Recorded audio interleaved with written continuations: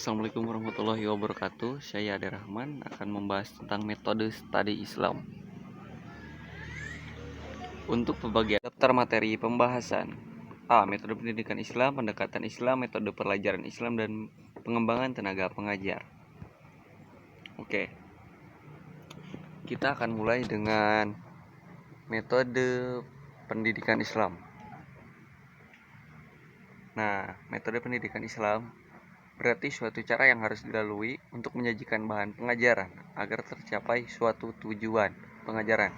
Dalam proses pendidikan Islam, metode mempunyai kedudukan yang sangat signifikan untuk mencapai tujuan. Penerapan metode yang tepat sangat mempengaruhi pencapaian dan keberhasilan. Metode pendidikan Islam dikehendaki membawa kemajuan pada semua bidang di pengetahuan dan keterampilan.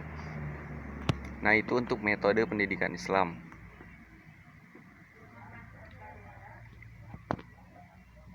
Oke, materi selanjutnya yaitu pendekatan dalam pendidikan Islam.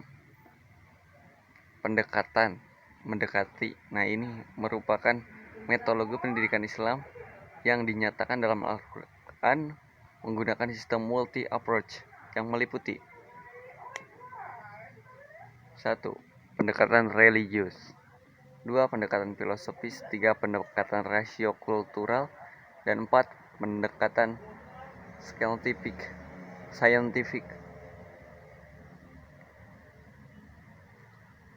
Apa sih pendekatan religius? Bahwa manusia diciptakan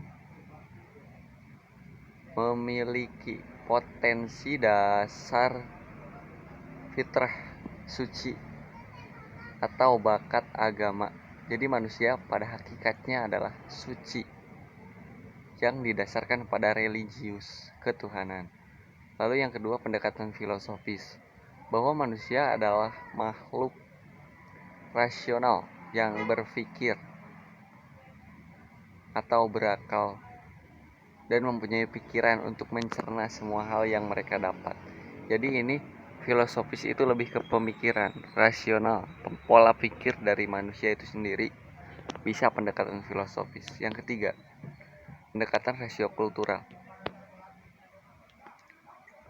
Rasio kultural ada dua kata.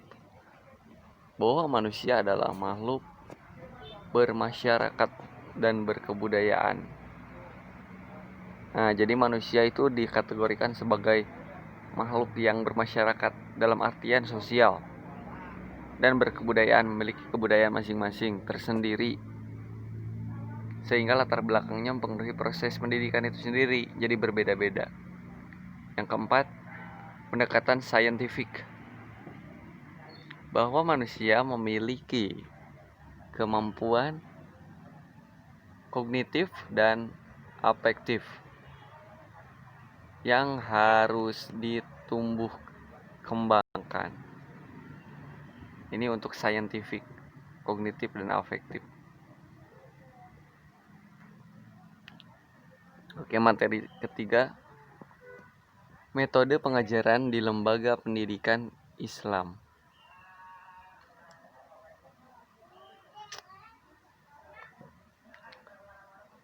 1. Metode ceramah, 2. Metode diskusi, 3. Metode demonstrasi, dan keempat metode insersi, dan yang kelima,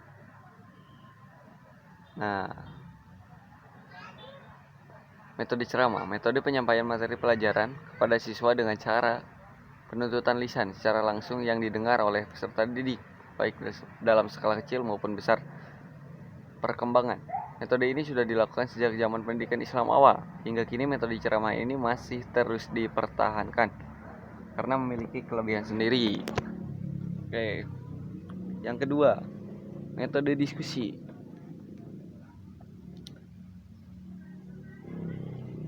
Merupakan metode yang menyajikan pelajaran melalui proses pemikiran kritis dan teliti tentang suatu masalah tertentu dengan jalan bertukar pikiran. Ini untuk diskusi. Yang ketiga, demonstrasi.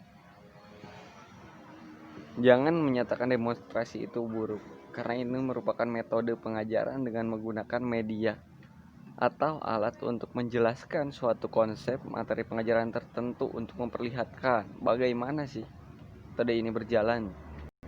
Oke, yang keempat, metode insersi merupakan metode yang menyajikan pelajaran dengan cara menyelipkan intisari materi pelajaran agama Islam. Jadi menyelipkan intisarinya dalam pengajaran. Nah, ini menyelubung merupakan metode yang menyajikan materi pelajaran agama secara dibungkus atau diselubungi dengan materi-materi lain. Jadi di balik materi lain terdapat metode Islam yang terselubung. Itu merupakan penerapan metode kelima. Nah, yang keenam, inquiry merupakan metode yang dilakukan dengan cara menyungguhkan suatu peristiwa mengandung teka-teki permasalahan peserta didik. Nah, melalui teka-teki permasalahan yang keenam ini. Dan yang ketujuh, materi keempat, pengembangan tenaga pengajar. Pengajar pun perlu dikembangkan untuk metode pendidikan yang baik. Gimana sih caranya? Ya ini dia, saya akan bahas. Nah, keberhasilan suatu pendidikan antara lain terletak pada kualitas tenaga pengajar maupun yang diajarnya, yang terjadi ujung tombak dalam mentransfer ilmu pada suatu lembaga pendidikan.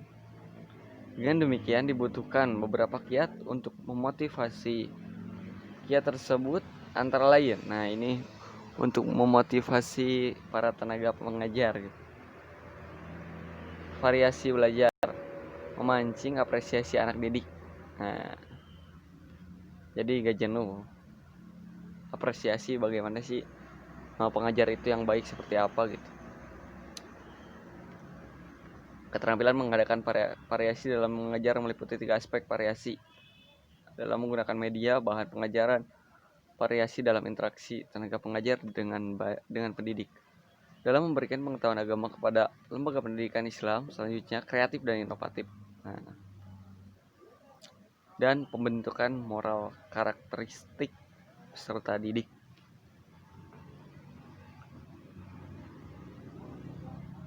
Memancing apresiasi anak didik. Seorang tenaga pendidik harus memperhatikan keragaman. Setiap anak mempunyai potensi bawaan dan pendidikan dengan mengedepankan konsep perbedaan dan karakteristik peserta didik, maka keberhasilannya akan lebih mudah dicapai. Oke. Itu merupakan 2 kiat yang lumayan lah untuk